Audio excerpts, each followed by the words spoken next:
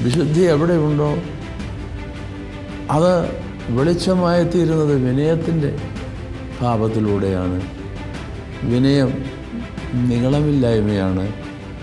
വിനയം വിധേയത്വമാണ്. കൂട്ടുകാർക്ക് അസൂയുണ്ടോ? അല്പം അസൂയ നമ്മുടെ ഉള്ളിലുമുണ്ട്.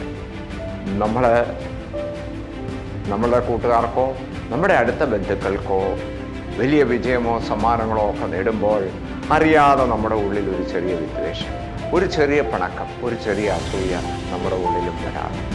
പരിശുദ്ധന്മാരുടെ ഗണത്തിൽ 1-ാം സ്ഥാനത്ത് വിശുദ്ധ ദൈവമാതാവാണ്.